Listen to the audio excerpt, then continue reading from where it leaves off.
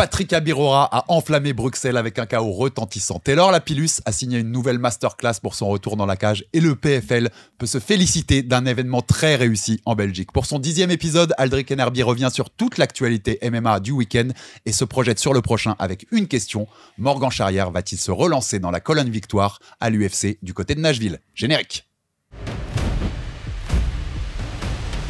Bon Aldric, on se retrouve pour le nouvel épisode d'Aldric Enerby, notre 10e, ça y est, on passe un premier milestone. Petite lunette aujourd'hui Aldric, je crois que si vous voyez une lumière s'afficher sur les lunettes d'Aldric, c'est qu'il me prend en photo sans que je le sache, ou qu'il me filme en vidéo sans que je le sache. C'est les lunettes connectées, c'est ça? C'est ça, on va vous faire pas mal de contenu avec ça. Pour l'instant, c'est expérimental. Dites-moi en commentaire si ça vous plaît. Je pense qu'on va faire des dingueries avec ça. Ouais, exactement. On réfléchit déjà à des contenus possibles sur Jab Life et il y en a pas mal. En tout cas, voilà, c'est un podcast à lunettes aujourd'hui. Écoutez, on est comme ça. On va commencer par la grosse actu du week-end. Aldric, bien sûr, c'était le PFL Europe à Bruxelles. Carte très attendue, 16 combats à la carte. Ouais, faut sortir les notes là parce que il y a eu beaucoup de choses à dire. 16 combats, je le disais, on pouvait se penser, quand on avait parlé en preview, même moi j'avais dit ça peut être un peu long. En fait, le rythme, il était super cool. Super événement du PFL, tu vois. Des fois, on est critique avec le PFL. Super événement, on s'est éclaté. Là, je pense vraiment que je crois que ça a démarré vers 18h et ça a dû terminer vers 23h. J'ai pas vu le temps passer. Franchement, c'était hyper agréable à regarder. Du premier jusqu'au dernier, des match-ups très intéressants, spectaculaires. J'ai pas regardé le taux de finish, mais je pense qu'il y a 2 ou 3 combats qui sont à la décision, pas plus. Non, super event. On ouvre en 2 minutes, mais c'est quelque chose dont on s'est parlé quand on préparait l'émission. Je te dis, quand je voyais cet événement, je me suis dit un truc. Le PFL qui a du mal à rivaliser, c'est normal avec le mastodonte UFC sur la planète, tu vois, le côté on va chercher le monde entier. Investissez sur l'Europe, les mecs. Avec les talents que vous avez. Tu vois, il y avait aussi Paul Hughes dans la salle, il y avait tous les noms qu'on a dit dans notre épisode de Jab Culture, par exemple, sur les 70. Investissez sur l'Europe, le PFL. Si vous nous faites plein de soirées comme ça, là, il y a un vrai créneau, je pense, à prendre sur l'Europe. En fait, tu regardes bien le travail qu'ils ont fait en Orient aussi. Ils ont mis alors, je dis pas qu'ils ont mis à l'amende l'UAE Warrior, mais aujourd'hui, l'UAE Warrior, c'est devenu la réserve de Daghestan et de Khabib. Mais pourquoi? Parce qu'ils sont rattrapés à ce truc-là, parce que tous les fighters du Moyen-Orient sont aussi au PFL MENA, en tout cas les plus spectaculaires. En Europe, ils sont en train de faire quelque chose d'énorme, parce que leur tournoi, il est absolument fou, leur tournoi à 135, là. Et les match-ups étaient super intéressants. Franchement, ce qu'ils font, là, c'est dingue en Europe, là. Ils ont des prospects européens, tu vois, sur toute la soirée, là, qu'on va débriefer. T'as des mecs encore invaincus. Enfin, t'as beaucoup de monde pour faire des beaux match-ups, pour faire des beaux tournois, pour faire des... Investissez sur l'Europe, les gars. Vous avez un créneau, à mon avis. L'UFC, en Europe, on sait, ils viendront. À chaque fois qu'ils viendront, c'est le mastodonte. Tout le monde, la salle, elle est remplie et tu viens voir. Mais je pense qu'il y a vraiment un créneau à faire. D'autant plus, on en parlera un peu tout à l'heure, quand tu vois, par exemple, la carte de l'UFC Paris qui se dessine cette année. Qui sera beaucoup moins tournée vers les Français. Ouais, il y a un truc à prendre. Il y a un truc à prendre sur les Français, sur les francophones, sur les Européens globalement. C'est en train de devenir une plateforme européenne, l'UFC Paris. C'est triste, mais c'est comme ça. Et tu vois, par exemple, on sait qu'on sera à Nantes le 26 septembre. Petite dédicace à Abdoul qui sera en main event. S'ils nous font encore un bel event là à Nantes, tu vois, s'ils nous apportent un peu des match-ups de qualité encore, ces prospects-là dont on parle, bah, je pense qu'en septembre, on parlera pas mal du PFL à Nantes, en fait. On aura plein de choses à dire sur ces match-ups du Nantes dans pas longtemps. Mais on ne peut pas parler en ce moment. On en reparlera exactement. Des petits teasings. On reste sur Bruxelles, c'était la carte. On se rappelle que la carte avait été annulée à Paris, c'était fin mai. Donc beaucoup des combats avaient été reportés sur Bruxelles. Patrick Abirora, Taylor Lapillus. Et des performances de choix. On va remonter la carte depuis le main event et à l'envers, Aldric, parce qu'il fallait commencer par souligner quand même. Il était déjà un peu star. Et je crois qu'une vraie star est née avec Patrick Abirora samedi soir. Son KO retentissant sur Danny Roberts, UFC vet, vous en avez parlé, qui a une longue expérience à l'UFC. Il avait affronté un Jack Della Maddalena, le champion actuel des welter il y a quelques années. Il était sur une série de défaites, il est plus sur la pente descendante. Mais ce qu'a fait Patrick, c'est ce qu'on appelle un statement.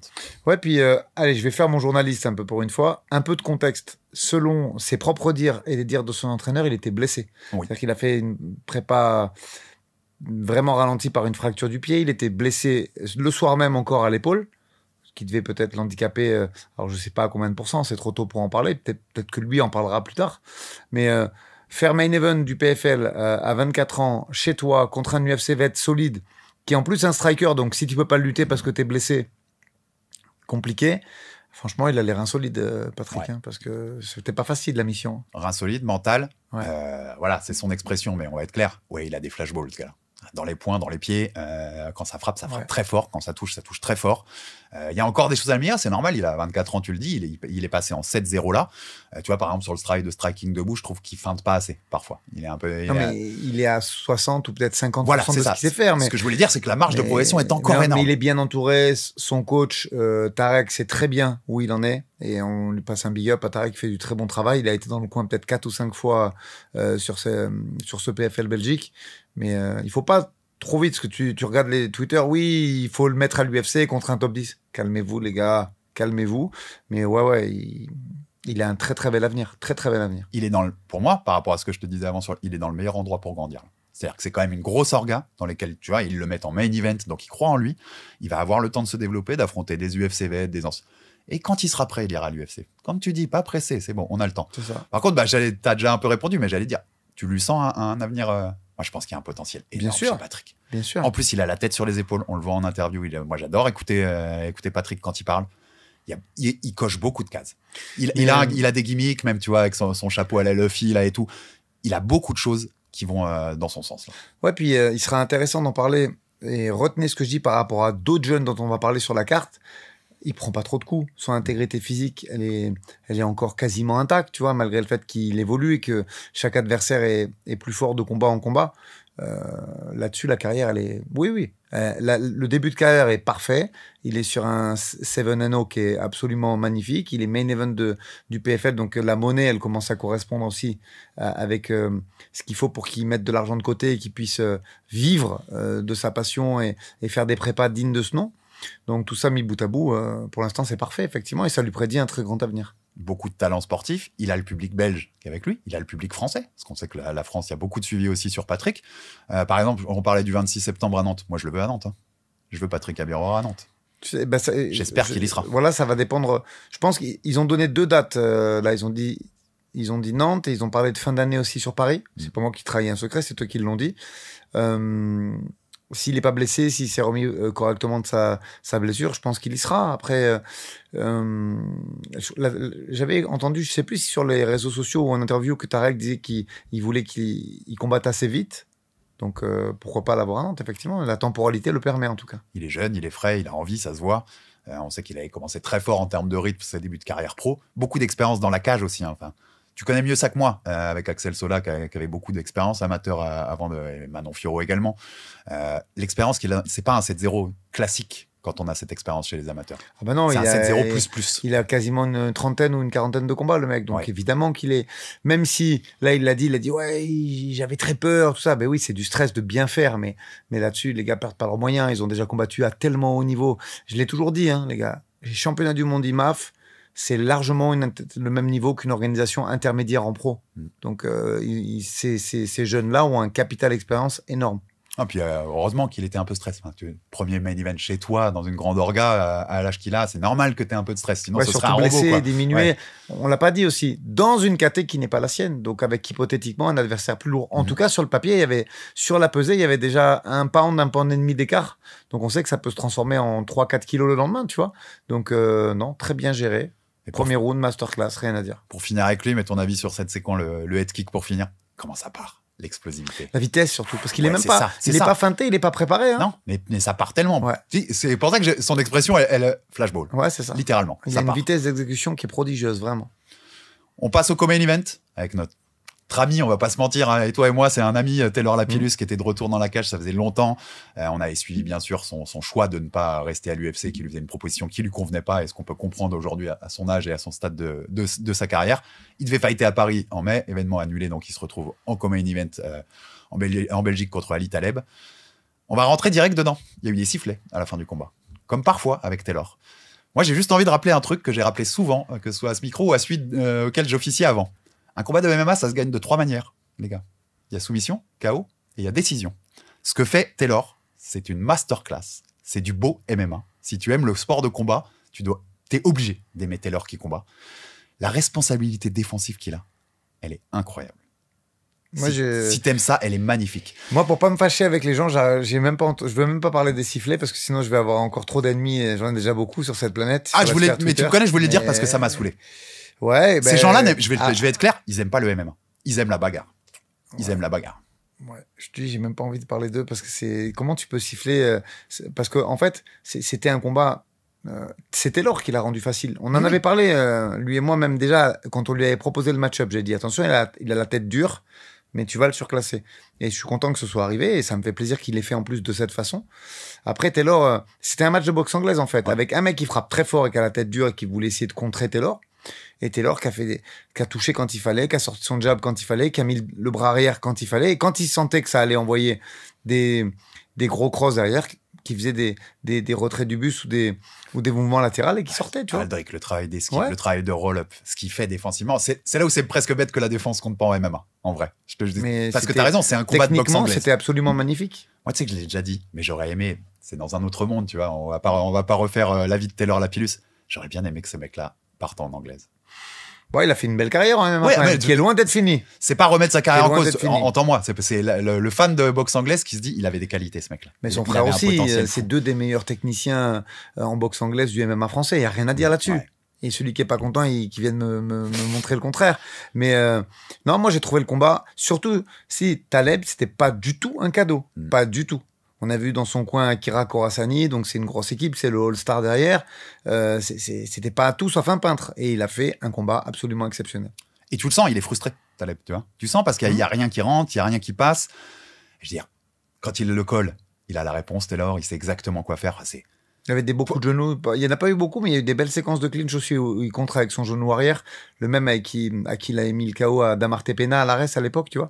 Donc non, franchement, il n'y a rien à dire. Il n'y a rien à dire. C'est un combat mené de A jusqu'à Z où il y a peut-être 14 minutes 50 de momentum sur 15 minutes. Bon ben voilà, fabuleux. Genou au corps, travail au corps aussi. Les variations dans les zones de frappe. Je sais pas si Taleb il gagnait l'enchaînement. Non, je pense pas. Donc, si.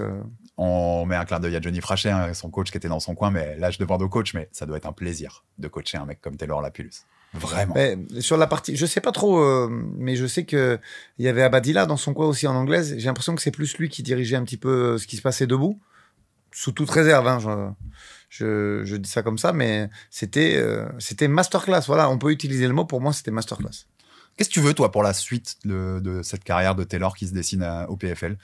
Moi, en fait, tu vois, parce que la résumé de tout ce qu'on vient de se dire depuis là-bas, je m'en fiche un peu, en fait. Ils vont lui donner des bons noms parce que c'est un nom, Taylor. Et moi, tant qu'il me fait des combats comme ça, qui m'éclatent jusqu'à la fin de sa carrière, je les regarderai. Ouais, après, c'est vrai que ça a moins de saveur depuis qu'il n'y a plus le million. C'est le demi-million, mais faut qu'il aille au PFL US parce que je pense qu'il le gagne. Moi, je pense qu'il le gagne, le tournoi. Il le gagne? Bah oui. Ça fait Taylor, ça fait 10 ans qu'il martyrise des 61 quand il pense. Ouais, bah comme ça, moi, il fait son argent, tu vois. Moi, j'aimerais bien le voir au PFL US. Ouais, clairement. Ouais, c'est possible. En plus, je pense qu'il a, comme tu dis, il a la place. Alors, est-ce qu'ils vont c'est un UFC vet, 2 passages à l'UFC, tu vois, son nom est quand même connu. Je serais eux, je le fais, quoi. Je suis le PFL, mais je pense qu'il va le faire. Hein. Je le vois bien. Alors, peut-être pas au mois de septembre, lui, mais refaire une date en fin d'année à Paris. Et derrière, je vois pas pourquoi il participerait pas mars-avril au tournoi US. Et pour finir sur Taylor, moi, parce qu'on l'avait eu et quand je l'ai dit en début où on a commencé à parler de lui, tout ce qui s'était passé autour de est-ce que je re-signe à l'UFC, est-ce que je vais ailleurs ou quoi, super choix, je pense. Là, moi, j'aurais toujours un regret parce qu'il méritait top 15 à l'UFC largement. Oui, moi, j'aurais toujours ce regret-là d'un point de vue sportif. Je parle pas de carrière. Mais voilà. Donc, mais à partir du moment, j'arrive pas à me l'enlever, moi, ce regret. C'est lui qui, je l'avais eu au micro, qui nous l'expliquait. À partir du moment où l'UFC, ce qu'il proposait sportivement n'était pas à la hauteur de ce qu'il attendait et à la hauteur de ce qu'il mérite, comme tu le dis là, franchement. Ah, mais c'est pas une critique sur Taylor, hein, c'est une critique pour l'UFC. Oui, voilà, ouais. Là, éclate-toi. Fais des co-main, fais des main events peut-être en France, enfin tu vois, fais des trucs qui sont en fait à la hauteur de qui t'es et pas des fins de prélim à l'Apex devant 500 personnes, tu vois, juste parce que c'est l'UFC. Ouais, non mais sur le traitement, il mérite d'être en main et en co-main, je dis pas le contraire. Je dis juste que moi j'aurais toujours ce regret parce que top 15, on n'en a pas 40 000 des Français, tu vois. Et pour moi, il avait largement le niveau pour le faire. Dans une caté de tueur à gage, mais il a ce niveau, c'est évident, Aldric. On redescend, on continue de descendre la carte avec Boris Barga Atangana, TKO round 1 sur Bruno Santos qui passe à 6-0, impressionnant. Trop facile. Trop facile. Mettez-nous un mec un peu plus solide. Il y en a plein en plus au PFL. En plus, Boris, il combat sur 3 KT. 84, 93 et poids lourd. Le mec est fou et amateur de sneakers, même si là-dessus, je pense que c'est moi qui le mettais KO. Mais toujours un bon point pour toi. Mais ouais, moi j'ai envie de voir contre eux. Là c'est bon maintenant. Je voudrais le voir contre une adversité plus importante. Il est trop facile. Là. Tu sais, c'est le genre de fighter où le hammer fist, c'est littéralement la définition quand il a fait. Il est c'est puissant, des coups il de est marteau. véloce, il est explosif, il est complet. Tu vois, son chemin de victoire, il est à la fois debout ou au sol ou avec le grand and pound. Il met du volume, il a du cardio. Très intéressant. Tu sens que l'adversaire en face, il prend un camion dès les premières secondes du combat, tu vois. Il s'attend même pas à une telle violence, dans le bon sens du terme, tu vois. C'est impressionnant. Et pour l'instant, tu vois, c'est une pépite. C'est un très jeune prospect, mais est-ce que c'est un futur très grand ? On pourra le savoir dans 1 ou 2 combats par rapport à l'adversité qu'on lui aura mis en face. Faut que pour ce niveau d'adversité où il est là, il est au-dessus. Mais largement. À voir ce que ça donnera après. Bon, et puis quand on continue la carte, premier accro, pour le coup, pour le MMA belge, avec la première défaite en pro de Ramzat Tabayev contre Shekina Nozo Pedro. Décision unanime. Moi, dans mes notes, Aldric, j'ai noté leçon d'expérience et de gestion du combat. Ouais, puis c'était pas... Le mec avait...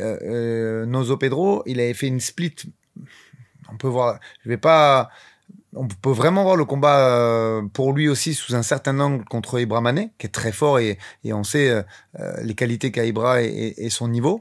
Donc, et surtout le nombre de combats. Je crois qu'Ibra Mané, il a une 20 ou 25 combats, tu vois. Donc, le mec, il arrive, il a 5 combats pro. Il a pris que des mecs avec une très faible expérience.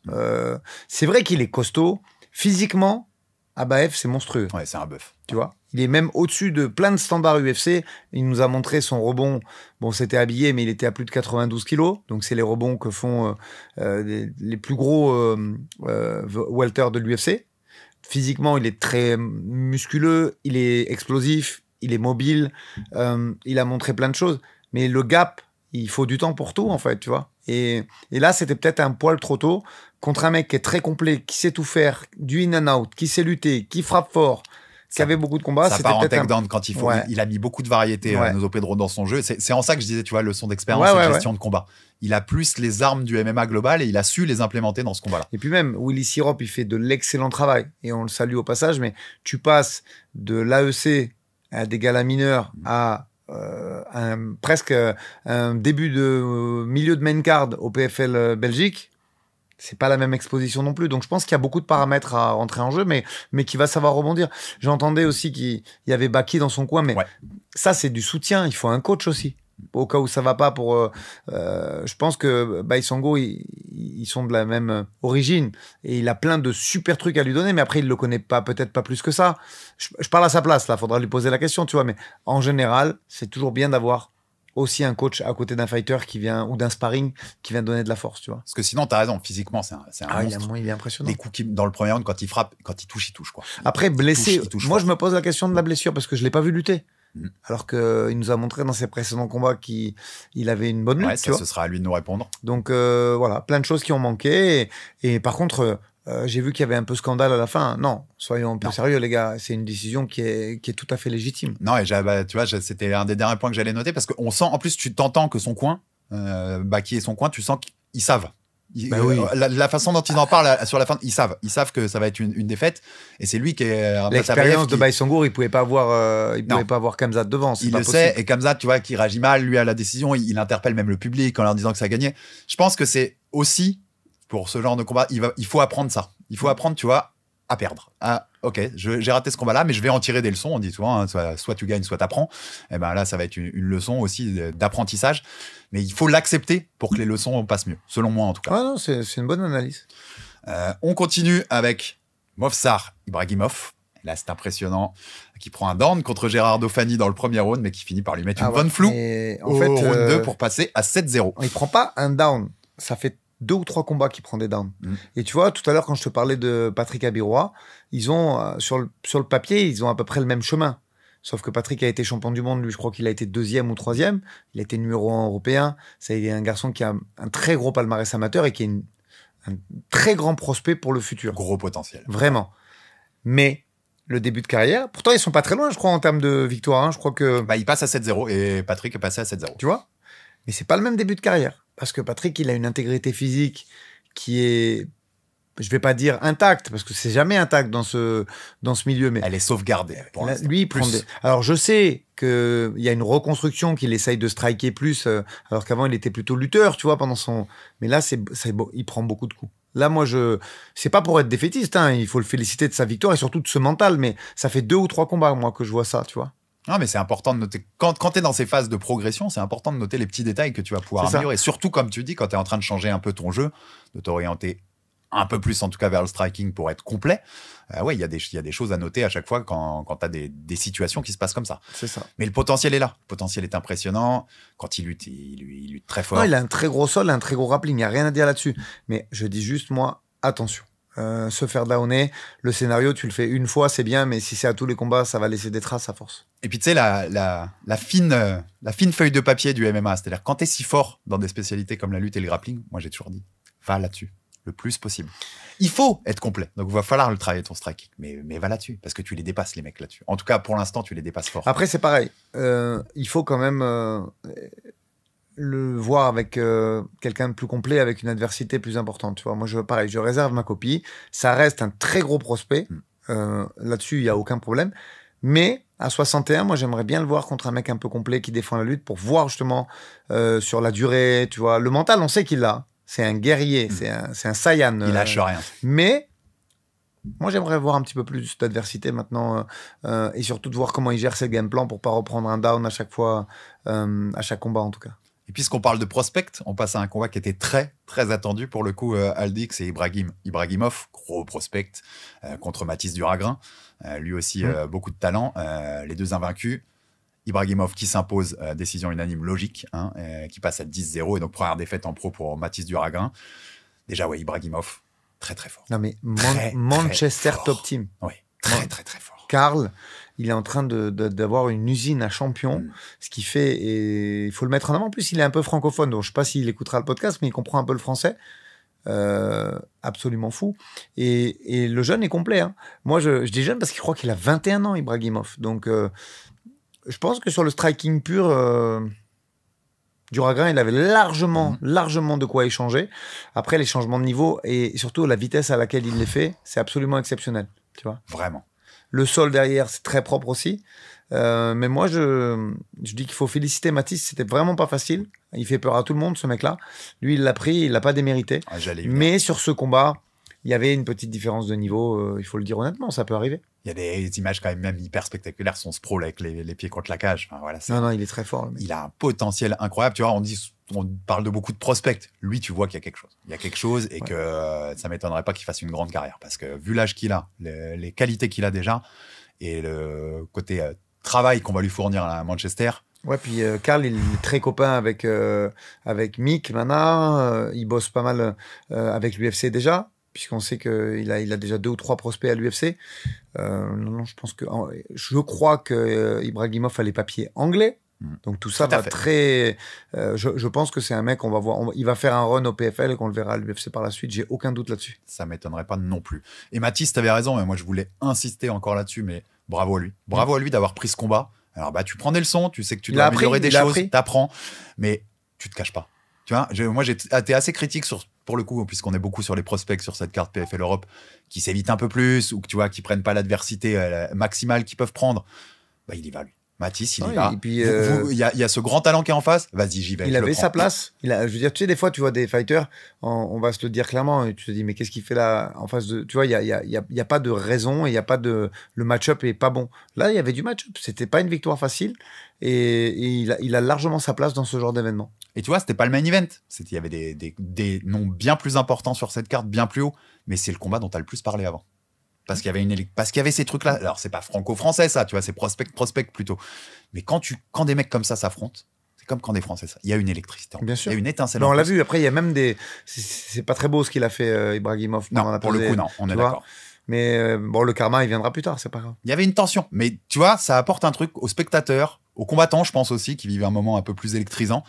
Ouais, c'est ce qui fait le sel de ce sport qu'on aime, en fait. C'est d'avoir ce genre d'opposition. Donc, chapeau aussi à Mathis pour avoir pris ce combat-là. Et comme tu dis, il va apprendre. Et la suite, non, on l'espère pour lui, n'en sera que plus belle parce qu'il a beaucoup de talent aussi, Mathis. On passe au tournoi des 135. Wow. Parce qu'il y avait il y avait 2-3 choses à dire pour le coup. D'abord, qu'est-ce que c'est que ce spinning back elbow, là, de Gustavo Oliveira. En plus, sur Azizoun. Anas Azizoun qui sortait de la ceinture de l'Hexagone où il se fait mettre KO par Baris Adigüzel. Derrière, il prend Gustavo Oliveira qui était pas le moins fort, mais le moins connu. Oui. Tout le monde s'arrête sur Garnett, justement, qui prenait Grandvol, qui était... Il y avait des favoris déjà dans ce tournoi, et lui, on le connaissait moins. Et il est très fort. Il est vraiment très fort. En plus, il est parfait parce que walkout KO, Je rajoute pas le coup après. Enfin, c'est highlight, ça. Highlight pour ta carrière. Ouais, puis il est très explosif. C'est solide. Hein. On a envie. Là, ce tournoi, t'as envie de le regarder demain matin, ce tournoi à 135. Donc, là, moi, j'étais hypé parce qu'Azizoun, c'est un formidable striker. Il s'est fait toucher d'entrée par Baris, il a pas pu s'exprimer. Et là, malheureusement, il se refait toucher. Et il a pas pu s'exprimer non plus, mais force à lui et vraiment hâte de voir la suite de ce tournoi parce que il est monstrueux, ce tournoi 135. En demi-finale, il affrontera Maio Campanella, qui a une décision unanime sur Mathis Zaharov. Qu'est-ce que tu as pensé de ce combat? Combat très serré. Maio, 38 ans, il lâche rien. Franchement, ça pouvait vraiment aller dans les deux sens. Mais voilà, il a fait peut-être le dernier effort dans les 2-3 dernières minutes qui ont marqué un petit peu les juges, mais c'était vraiment serré. Et de l'autre demi-finale, pour le coup, moi, c'est un de mes coups de cœur de la soirée. Aldric, je t'en ai parlé quand on préparait l'édition, mais Jan Sieplowski, le chaos qu'il met, ouais. Et surtout, en fait, son combat, ses déplacements, la gestion de la distance avec ses déplacements, c'est simple. Lopez en face, c'est pas méchant ce que je vais dire, mais il comprend pas ce qui se passe. C'est-à-dire qu'en termes de déplacement, tout ce qu'il fait, c'est bien. Mais ils nous ont sorti une pépite. Tout ce qu'il fait, c'est bien. Ils nous ont sorti un Polonais, alors qu'on sait qu'il y a le KSW qui a l'affût de ces petits, qui a déjà quelques combats quand même, tu vois. Je crois qu'il avait quoi, 7-0 il passe à 10-0 là. 10-0. Ouais. Le PFL, ils nous ont sorti une pépite parce qu'il est pas très vieux, il est spectaculaire, il a un striking de ouf, il a une gestion de la distance parfaite sur ce combat. De toute façon, on va très vite voir. Parce que je crois qu'il prend Garnett au prochain tour. Exactement. Il prend Dean Garnett en demi-finale. Ce sera à Nantes, d'ailleurs, le 26 dont on parlait. Qui s'est imposé péniblement contre Grandvoll, qui est vraiment pas mal. Bon, il s'est cramé sur la guillotine dès le départ. Il a serré comme un ouf. Et comme c'est un mec qui boxe beaucoup, Garnett, le combat est pas très beau à regarder, soyons honnêtes. Mais ça fait un beau duel de striker moi, j'ai envie de à voir à Nantes. Ouais. Ah ouais, j'ai envie de l'avoir la nuit parce que ce moi, Garnett. Je pense que c'est Sieplowski qui passe. Pareil que toi, mais avec ce Garnett qui boxe beaucoup et ce que j'ai vu de Sieplowski, vas-y, montrez-le-moi le combat parce que. Et c'est marrant, mais tu vois, c'est un combat. Si tu regardes Sieplowski, ce combat-là, un mec qui regarde pas trop les sports de combat pourrait se dire, mais il est tout le temps en train de fuir, tu vois. Non, il se déplace. Il se déplace très bien. C'est très il sait comment sortir. Il sait comment sortir. Il sait comment amener les mecs où il veut. Il explose au bon moment. Il casse la distance avec la bonne distance parfaitement. Chapeau. Moi, j'ai été, tu vois, je suis honnête, je le connaisse pas trop.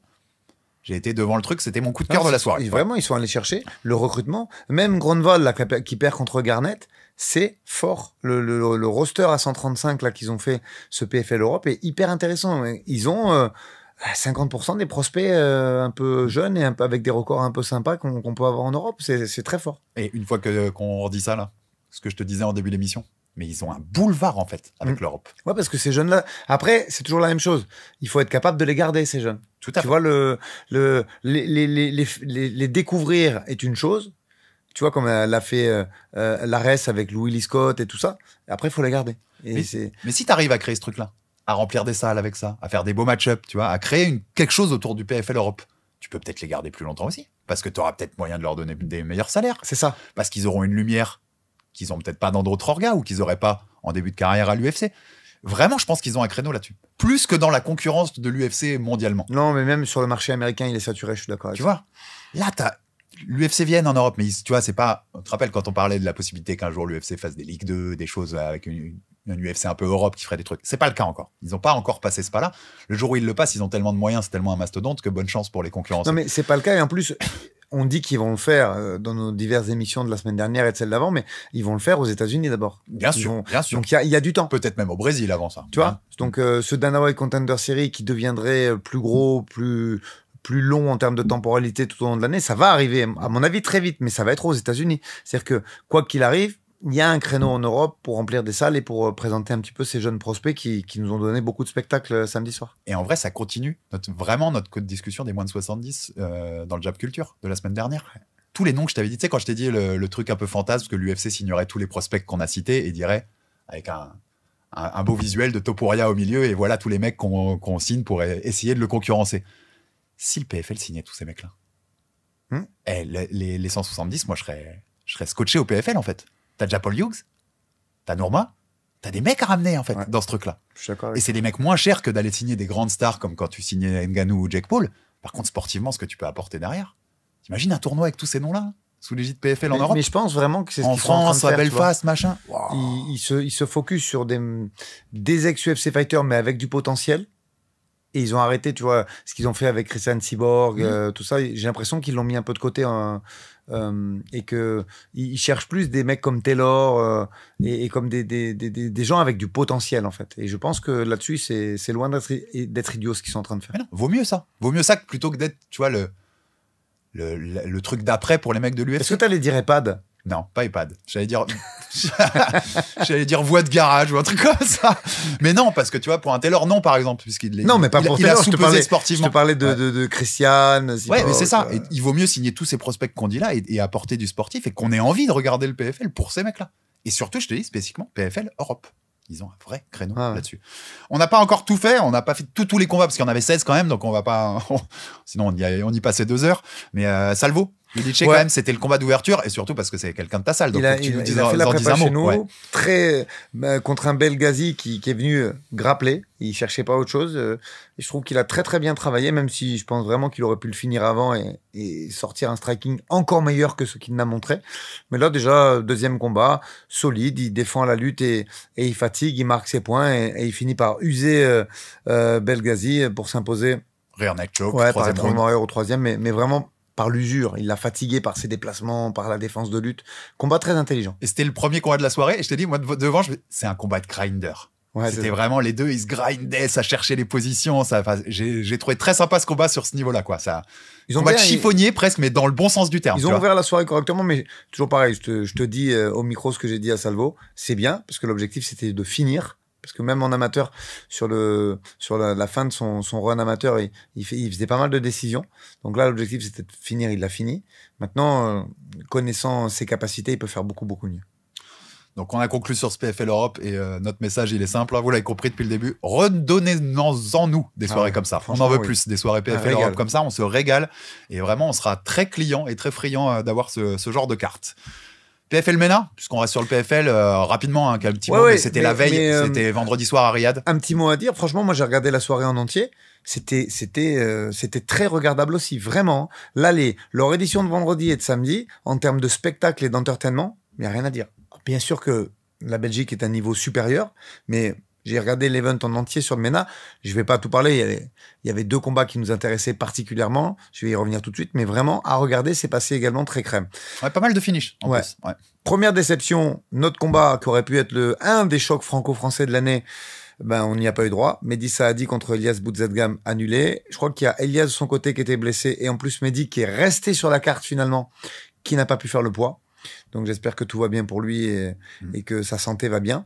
Donc déjà ça avait perdu un peu d'intérêt. Néanmoins, Mokhtar Bengassi qui est je crois classé 3 en France dans la catégorie de 61, qui fait un très très beau travail d'anglaise. On sait que depuis quelques années il a vraiment mis son travail en striking en évidence dans sa préparation et ça c'est vu parce qu'il tombait contre un Marcel Gradure avec plus de 15 combats pro, qu'il a fini en 1 minute avec un travail d'anglaise fabuleux et un crochet au foie qui termine le combat. Très très bien. Et il fera face au deuxième tour du MENA parce que, pareil, à 135, très très sympa le tournoi du MENA où à la base il y avait 4 francophones. Donc il n'y a plus Elias, il n'y a plus Mehdi. Mais Mokhtar va affronter Xavier Alaoui, l'ancien champion de l'UAE Warrior à l'époque de Manon, et il avait la ceinture en même temps, qui a fait beaucoup d'orgas. Vraiment, il a fait l'organisation tchétchène, SIA, Bellator, il a fait pas mal d'orgas, il a combattu aussi au Canada. Très gros combat entre Mokhtar et Xavier qui aura lieu, pareil, je crois que c'est au mois de septembre aussi. Et tu vois, ces 2 tournois à 135, soit en Europe ou au MENA, ils sont cool. Et alors, ça conclura notre bloc PFL, mais tu vois, sur les 2 derniers épisodes, je crois, on avait ou les 3 derniers, il y en a eu 2 sur les 3 derniers de Aldric Herbie, où on avait des PFL World. On en a moins parlé que les MENA et les Europes. Bon, après, il y avait des francophones et des français, c'est vrai, mais c'était de qualité. Moi, j'ai préféré ces événements-là aux 2 événements World. Et même je vais même te dire mieux, même sur la prod, je trouvais qu'il y avait moins de temps d'attente. Exactement. Tu vois, oui. Ça allait plus vite, c'était enchaîné. Même si, quid, je sais pas ce qui s'est passé, pas de commentaire. Alors, sur le MENA, il y avait le Belge, là, j'ai oublié le nom, qui commentait. Qui le youtubeur, voilà, Ilyes. Par contre, sur le France, il n'y avait pas de. Chris commentait pour la Belgique, côté belge, mais oui, on n'a pas eu ses commentaires français. Donc pareil, je sais pas pourquoi ça s'est passé. Et t'imagines, malgré le fait qu'il n'y avait pas de commentaires FR, la soirée était super bien parce que c'était quand même assez rythmé, même si on a eu le clip de Francis 94 fois entre les combats, mais la soirée était rythmée et ça s'est très bien passé. Et même parce que j'ai vérifié sur le replay sur DAZN, t'as le replay français ou anglais, et quand tu mets le français, il n'y a pas de commentaires. Donc, ils ont même pas rattrapé le coup après, tu vois, en remettant les commentaires de Chris derrière. Donc, je sais pas trop pourquoi, et tu as raison, le clip de Francis aussi, parce qu'il y a le PFL Africa qui arrive le 19 juillet. Ouais. Donc, on continue ce déploiement dans les différentes régions. On vous fera une belle preview, parce qu'attention, c'est solide la carte aussi. Hein. Oui, et je te dis, c'est ça leur truc. C'est ces trucs régionaux. C'est ça qui, moi, je pense que le PFL, c'est ça qui va les faire grandir fort et qui va nous donner envie de suivre les tournois de ces trucs-là. Plus que le PFL World. Après, c'est une carte africaine sur la prélim, mais ils ont sorti les grosses stars. Il y a Johnny Eblen, il y a Dakota Dijeva, il y a une très très belle main card. On fera la preview la semaine prochaine. Mais... Exactement. La semaine prochaine, on pourra déjà vous en parler, mais on sent ce développement, voilà, qui commence. PFL Africa, c'était un peu le serpent de mer qu'on n'avait pas depuis quelques années, depuis la signature de Francis. Ça y est, ça se concrétise, c'est à Cape Town, en Afrique du Sud. On espère qu'ils vont se développer aussi ailleurs dans l'Afrique. Mais tu vois, il y a des belles choses à faire sur tous ces créneaux régionaux ou continentaux, on va dire, pour le PFL. On passe à l'autre débrief du week-end. C'était l'Ares 33, c'était à Nantes, puisqu'il n'y avait pas d'UFC ce week-end, on vous l'avait dit, et on va faire une preview du UFC pour le week-end prochain, mais là, il n'y en avait pas, c'est un des rares de l'été. Ares 33, H Arena de Nantes. 6 combats au programme, il devait y en avoir 7, mais le main event a été annulé. Le main event, c'était Shigemoto contre Pierre Voulescu. Pierre Voulescu qui n'a pas été... Qui a fait un malaise. Il a raté le poids la veille. Je crois qu'il s'est présenté à 87 et il a fait un problème de tension à 17h. Donc, il n'a pas eu le feu vert médical pour combattre. Donc, ce main event, qui était déjà un main event de remplacement, puisque ça devait être Virgil Hogan contre Shigemoto avant la blessure de Virgil. Donc, pas de chance pour le coup. Main event de remplacement qui saute lui aussi. Finalement, 6 fights. Alors, il y a des choses à dire. Sur le global, c'est un peu décevant. Ça, ce côté 6 fights, il n'y avait pas beaucoup de public. Alors, sur le volume, c'est décevant. Sur la qualité, moi, j'ai bien aimé. Voilà, exactement. Mais cette soirée manquait d'élan, je trouvais, tu vois. C'est une belle salle à Nantes. On sait qu'il y a un public quand même à Nantes. On en parlait. C'est Yoka qui a combattu pas mal de fois là-bas, je crois. Il y a du sport de combat à Nantes, tu vois. Il y a beaucoup de choses qui se font. Ça manquait d'élan, un peu, cette soirée. Il manquait 1 ou 2 combats en plus. Voilà, avec des Français notamment, tu vois, des petits trucs qui auraient un peu plus boosté la carte. Mais t'as raison, il y a quand même des choses à dire sur la carte en elle-même. Le main event, donc, a remplacé, c'était notre co-main. On en avait parlé la semaine dernière dans la preview, Aldric. Et Magomed Ourkmadzhiev qui s'impose, qui passe à 7-0 avec un rare nick choke au round 2 contre Soslan Gagloev. Super combat. Ouais, mais pour le coup, le main event était à la hauteur. Le niveau d'anglaise de ce premier round est absolument magnifique. Je trouve que Omar Gardiev, qui s'entraîne au Factory, est arrivé avec un game plan plus intéressant. C'est-à-dire que sur l'anglaise, c'était très équilibré. Et on sait que Gagloev, il est capable de t'éteindre aussi.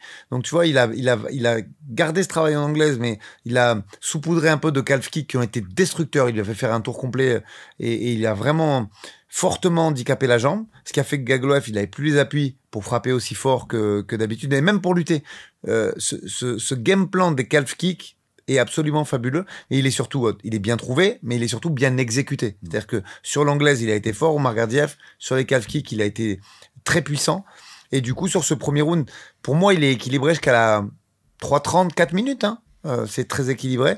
Et ça fait la diff. Il commence à toucher en anglaise dès qu'il a un peu sapé les appuis. Sur la fin du premier, il le gagne facilement sur la dernière minute. Et puis deuxième, il a mis en route la lutte parce qu'il a peut-être senti qu'il était plus puissant et surtout que Gagloev était à point. Et il finit par l'étrangler. Très, très gros combat de Omar Gardiev. Parenthèse, mais tu parles de ces game plans avec les kicks quand ils sont bien exécutés. C'est un truc qu'on aurait pu noter tout à l'heure sur Ablaev contre Nozo Pedro.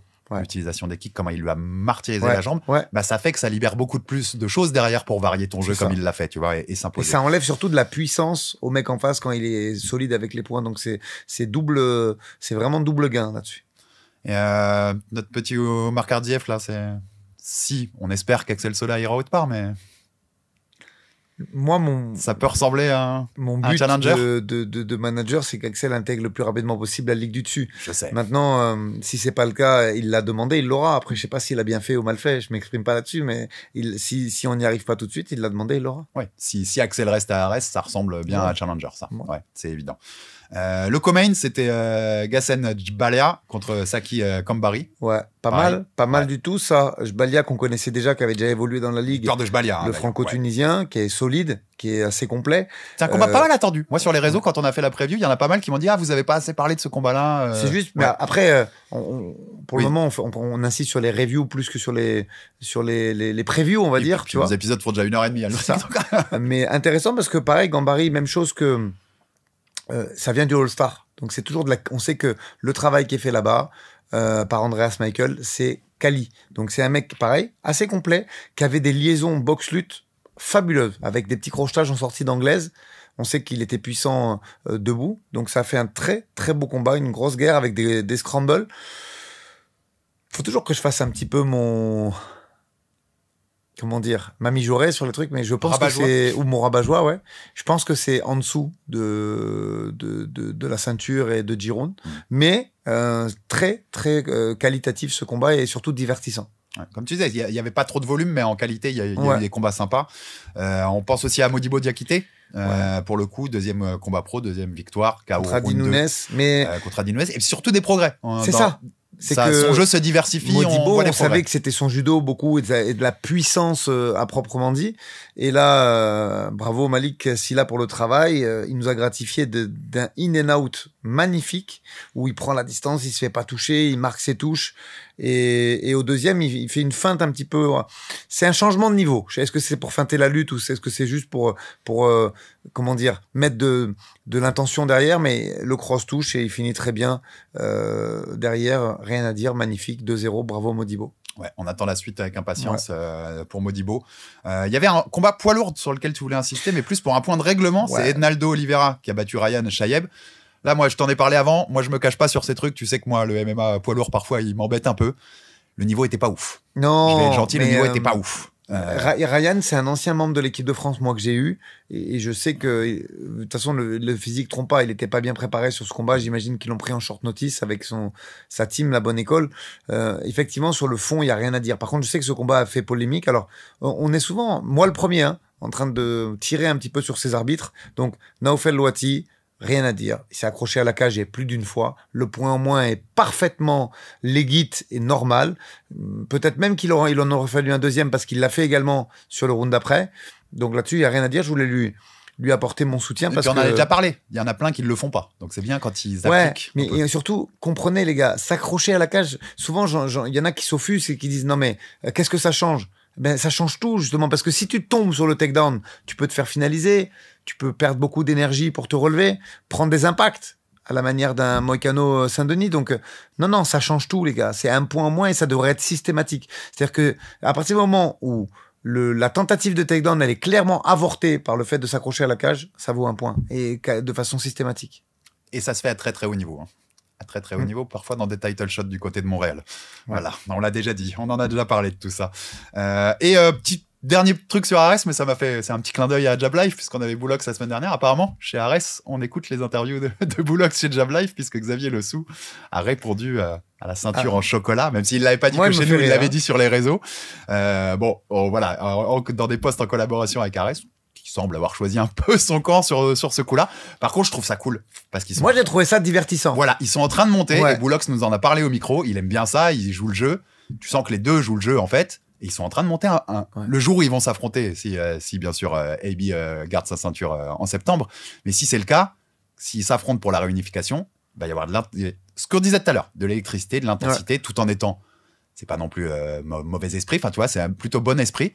Et c'est ça qu'il nous faut. C'est ce genre de combat. Moi, j'avoue que Xavier Le Sou, il me fait rire. Il sera très attendu. En vrai. Le combat, s'il se fait là en fin d'année, comme semblait vouloir AB, tu vois, il y aura de l'attente sur ce combat-là et il y aura de l'électricité dans l'air, peu importe la salle où elle se fera. On a fait le tour sur Ares. Sur ce week-end-là, c'était pas le plus rempli en événement, mais il y avait de la qualité, comme on a dit. Donc, tu vois, on a eu de quoi débrief quand même. Et on va passer à l'UFC, mais en preview cette fois. Puisqu'après une semaine d'arrêt, l'organe numéro 1 au monde reprend son grand cirque et son grand barnum. Ce sera à Nashville, dans le Tennessee. Ça va nous intéresser beaucoup pour un Français.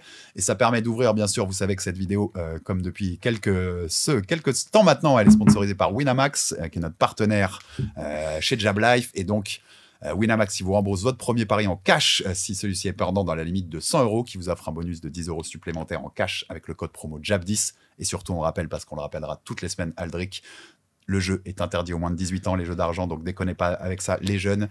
Et surtout, on joue de façon sans se ruiner. On n'est pas là pour perdre de l'argent qu'on n'a pas, on joue que ce qu'on peut jouer. On joue pour se faire plaisir, rajouter un peu de piquant devant un combat qu'on regarde, par exemple, mais... Jouer de façon responsable, c'est la meilleure façon de jouer avec ces paris-là. Et donc, on va vous donner quelques cotes sur cette UFC Nashville. Et on va commencer, parce que c'est pas le main event, c'est sur la carte principale, mais c'est surtout le combat qui nous intéresse le plus, Aldric bien entendu, avec notre Français Morgan Charrière qui est de retour dans la cage de l'UFC contre Nate Landwehr. Combat donc de la carte principale, je l'ai dit, je te donne les codes tout de suite et puis après on parle du combat en lui-même. Morgan Charrière est à 1,32 sur Winamax et Nate Landwehr est à 2,75, donc Morgan gros favori. Pas chose à dire avant qu'on rentre un peu plus dans le match-up en lui. S'il y a un truc que je sais, c'est que ça va être un combat fun et excitant. Quand tu connais. Mais en fait, on n'en parle pas assez avec. Ça, je suis d'accord avec toi. C'est une dinguerie. En fait, les cotes, elles sont faussées et elles faussent tout.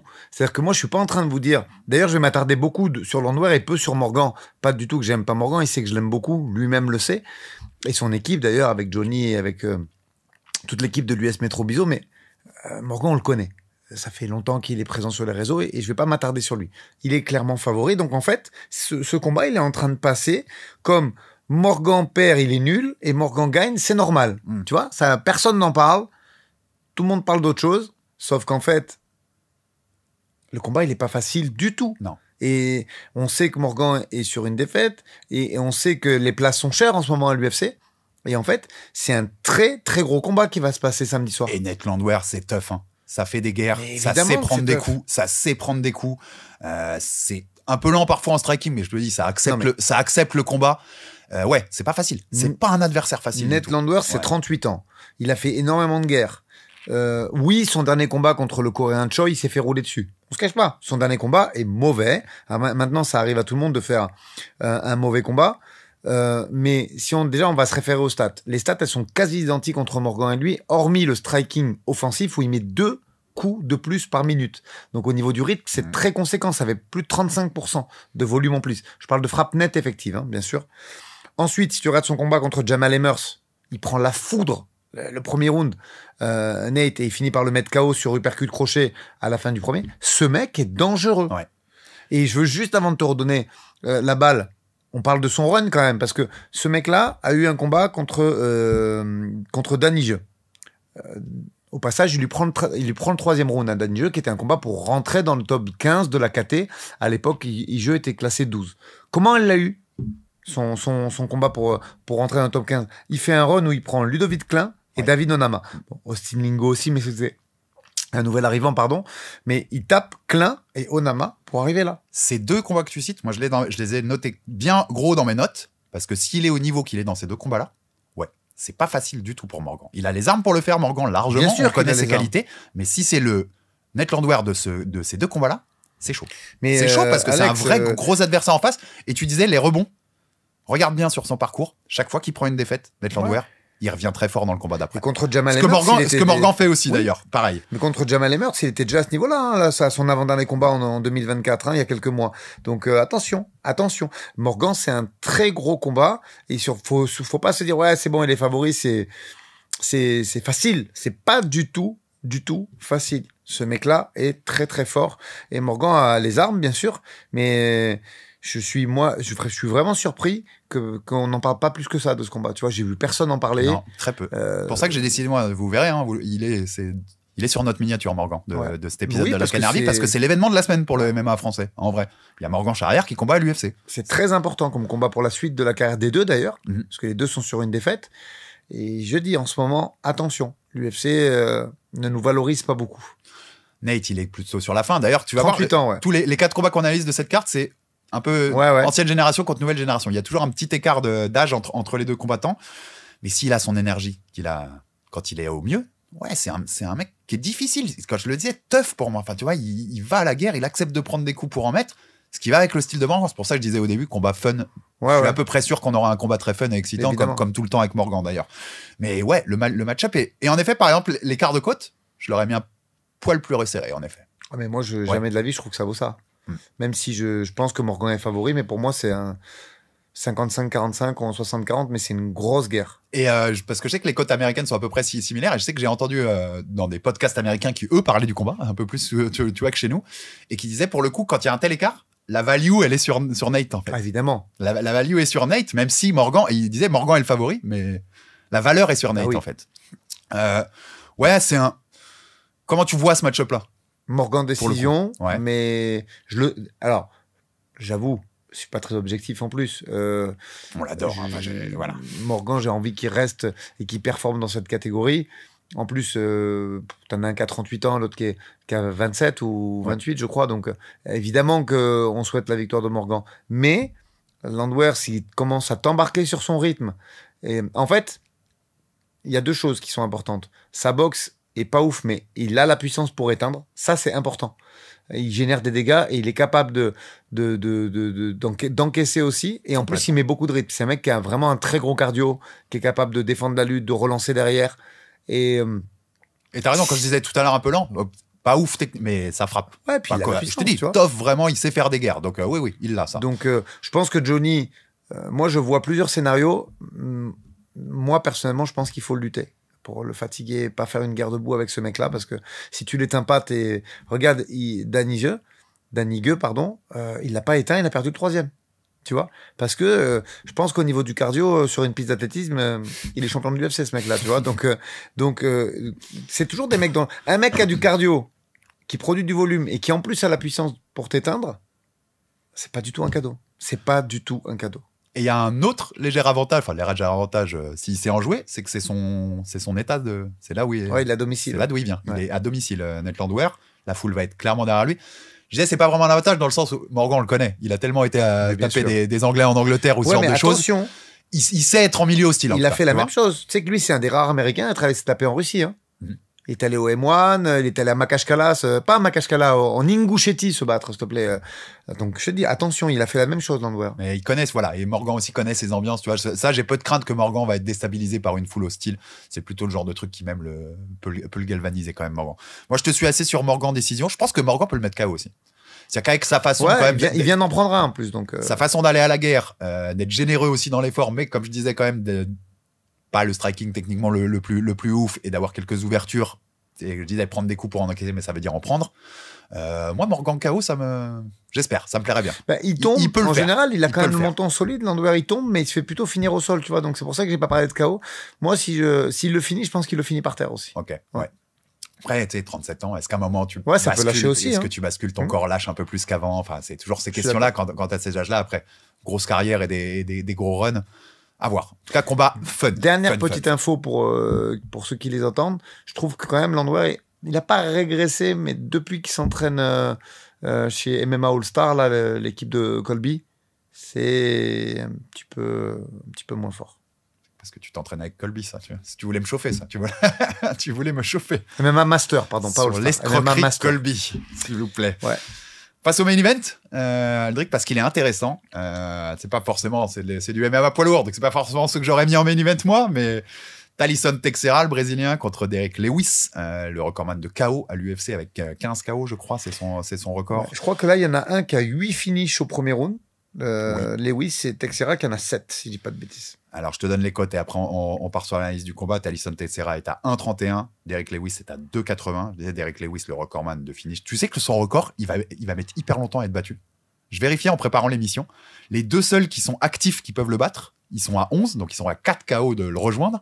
C'est Holloway et Poirier. Donc Poirier, on lui dit adieu en juillet. Holloway, je suis pas sûr qu'il fasse encore non plus 15 combats. Je pense qu'on est assez d'accord avec ça. Ouais. Et derrière, c'est que des mecs qui sont à la retraite.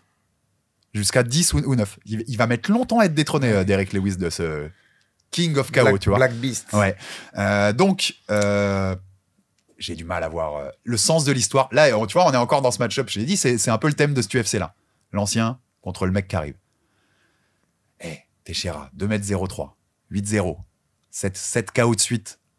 Je crois que c'est la seule soumission, c'est son premier combat. Il fait en carrière. Un armbar. Le sens de l'histoire, c'est Teixeira. Ouais, il est 13e au classement. D'ailleurs, on l'a pas dit. Derek Lewis, c'est toujours 9e. C'est quand même, là, pour le coup, Aldric, tu peux me dire ce que tu veux, mais c'est quand même, ça prouve ce qu'est cette catégorie poids lourd en dessous des 4-5 mecs d'élite qu'on cite tout le temps. Derek Lewis, il est toujours 9e du classement, quoi. Après, dur. J'ai cherché un petit peu. J'ai rien trouvé sur les réseaux. Je sais pas comment Lewis a préparé ce combat. C'est important parce que, franchement, je trouve que Teixeira, les entrées, elles sont dégueulasses, que ce soit en striking ou en lutte, quand ils cherchent les deux. Elles sont pas bonnes, les entrées. Alors, oui, il est physiquement extrêmement imposant. C'est bête, quoi. Très puissant, il y a rien à dire. Maintenant, Lewis, Cyril, il avait fait une masterclass. Alors, c'est pas le même Lewis. Teixeira contre ce Lewis-là, il meurt. Hein. On est d'accord, c'est pas du tout le même Lewis. Donc c'est ça qui mais va Teixeira n'est pas Gann. Hein. Gann est plusieurs étages au-dessus. Et étages, je suis gentil, plusieurs immeubles. Il y a 3 divisions d'écart entre les deux. Les entrées de Teixeira sont tellement dégueulasses. Je pense que si c'est bien préparé, il peut y avoir une surprise. Moi, je peux voir une surprise. Bah, de toute façon, vraiment. On le sait, c'est quoi la surprise? Bah, il peut. De toute façon, Derek Lewis, tant qu'il sera dans une cage, s'il te touche clean, s'il te touche flush, il t'éteint. Par contre, il est quand même cramé ou rincé, pour reprendre ton mot sur les 70 de la semaine dernière. Un petit peu, on va pas se mentir. Oui. Il est pas durable beaucoup. En fait, ça dépend de ce que je disais. Ça dépend. En fait, Teixeira, il a quand même 2 armes importantes. Il faut pas l'enterrer quand même. Même si, comme je le disais, les entrées sont pas ouf. Il s'est amené au sol. Et il a un très bon clinch. Ça, là-dessus, il y a rien à dire. On voit comment il a fait avec Tafa. Tu vois, pourtant, Tafa, il les prend, les coups de poing. Mais les coups de coude, il les prend pas. Hein. Donc, il y a des avantages, évidemment. Maintenant, moi, j'ai envie de te dire qu'un Lewis avec un peu de jus, qui se déplace un petit peu et qui contre, on peut changer de débat. Je te suis Mais la logique, les armes, le gabarit, l'âge font que effectivement j'arrive à comprendre vraiment que Teixeira soit favori. Les vulnérabilités de Lewis. Après, c'est son premier main event. Ça, t'as raison. Lewis, c'est son combienième? La lumière, UFC en main event, t'as raison. Et on a vu plein de cas où ça jouait. Ça peut jouer. C'est surtout pas gagné d'avance, mais il y a. En vrai, je vais être franc, Aldric. Si Lewis bat un mec comme Teixeira, qui est censé être un peu. Pas la là, ils sont en train de prototyper la suite. Enfin, voilà, ce qui est censé être les mecs qui vont compter dans les années à venir. Moi, je pense. Mais c'est terrible, en fait. Mais moi, si Lewis continue de le battre. Moi, je pense que c'est comme ça que ça va se passer. L'avenir de cette KT. Tu vois, ils recrutent, ils ont pris un Teddy Lija, c'est intelligent, ce qu'ils sont en train de faire, là, l'UFC, ça recrute. Mais à chaque fois qu'ils vont monter un mec, il va y avoir un petit grain de sable qui va, et moi, je pense. Pas Derek Lewis. Moi, je pense que Lewis, c'est le petit grain de sable qui va empêcher leur monstre, brésilien, avec qui on sait qu'ils ont beaucoup de contrats broadcast et tout ça, et que c'est important. En plus, il rentre vraiment dans le schéma qu'on a envie de propulser. Il a fait le Dana White Contender Series, qui gagne par KO. Tu vois ce que je veux dire? En termes d'exemplarité de carrière, je pense que c'est vraiment ce que l'UFC a envie de mettre en avant.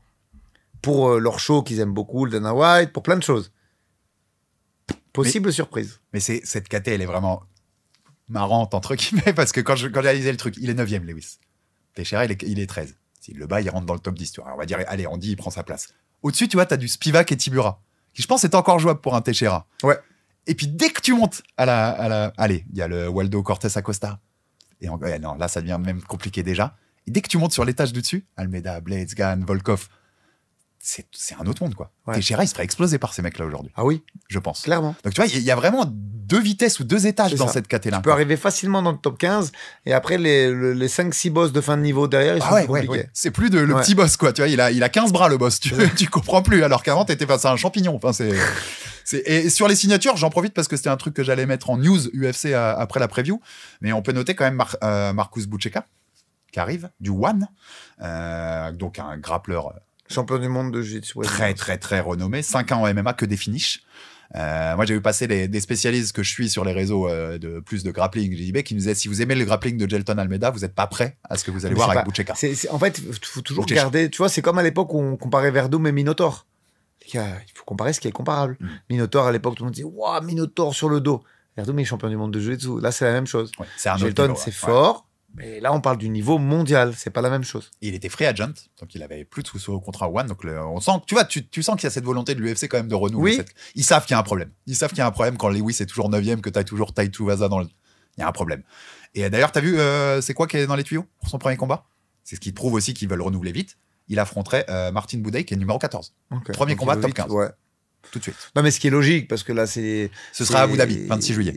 C'est des fermiers, le top 30, quand tu regardes vraiment, tu vois. C'est des fermiers d'1m99, tu vois. Non, vraiment. Donc, au moins, ils le mettent directement dans le vif du sujet, quoi. Et ce serait pour Abu Dhabi, donc ça, on va le savoir très vite, parce que c'est le 26 juillet, là. Donc, c'est une carte dont on parlera aussi beaucoup dans le Aldric NRB. Donc, ça pourrait être un début très rapide. Mais tant mieux, il faut emmener du 109 là-dedans. Pour rentrer dans le top 15 tout de suite. Tai Tuivasa, il est encore 10e. C'est une catastrophe. C'est une catastrophe, je suis d'accord avec toi. Et même Martin Buday, 14e, en vrai, enfin, voilà, cette KT, il n'y a rien qui va. Donc, il y a beaucoup de choses à changer. Mais on l'avait dit, il y a des prospects. Tu sais que ce qu'on a fait sur les 70, il faudrait peut-être qu'on le fasse sur les poids lourds. Allez voir si dans le monde, il n'y a pas des gens à aller chercher. Bah, écoutez, il y en a moins qu'en 70. Hein, mettez en commentaire si ça vous intéresse. Moi, c'est une recherche que je fais avec plaisir. C'est peut-être un gimmick qu'on ressortira de temps en temps, d'aller chercher dans chaque KT masculine comme féminine, les prospects qu'on peut aller chercher un peu à droite à gauche. On passe au co-main event de cette UFC Nashville. Aldric, Gabriel Bonfim, encore un duel de génération. Aldric, c'est 42 ans contre 27 ans. Donc 42 ans, c'est Gabriel Bonfim, le Brésilien. En face, Stephen Thompson, Wonderboy, 42 ans. Les cotes, rapidement, 1,21 pour Gabriel Bonfim, 3,50 pour Stephen Thompson. On a compris, il y a un ultra favori. 80-20, ça fait. En la personne du Brésilien. Tu me disais en off, pas si... Non, je la trouve folle, moi, la cote. Pas si fait que ça. Non, parce que c'est le co-main, oui, je l'ai dit. Ouais. Bonfim, c'est un striker brawler un peu à la brésilienne, qui a plutôt un sol de contre, c'est-à-dire que ses brabos, ses guillotines, c'est souvent quand on essaye de l'amener au sol, tu vois. Quand il est fort, pour aller chercher des soumissions un peu variées, il sait le faire. Mais c'est pas la lutte qui le caractérise. Je veux dire, c'est un striker puissant. C'est pas un très gros lutteur. Et il a un très bon grappling, comme je le disais, plutôt défensif, tu vois. Si Thompson est capable de faire du in and out pendant 3 rounds, qu'est-ce qui se passe?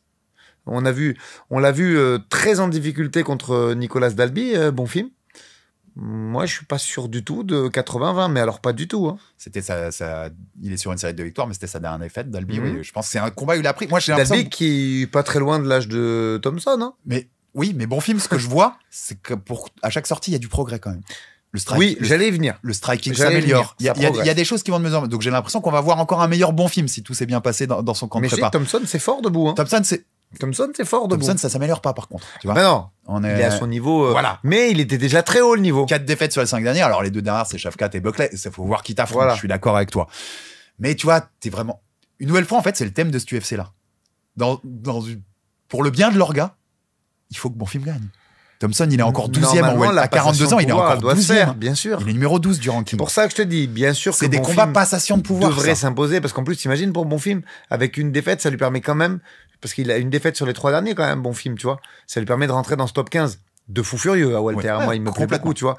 Mais attention, pour moi, c'est pas 80-20, c'est plus un 60-40. Hein. Alors, vu les noms, ok, je comprends, mais quand t'es à 4 défaites sur les 5 derniers, il a plus grand chose à foutre dans le top 15, Thompson. Hein. Je vais être gentil.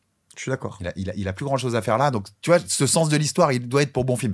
Par contre, Thompson, il est dur à finir. Il peut se faire choper par un coup, mais il est dur à finir. Et il a beaucoup d'expérience. Enfin, voilà. C'est pas un combat joué d'avance loin de là, mais il faut que Bonfim le fasse.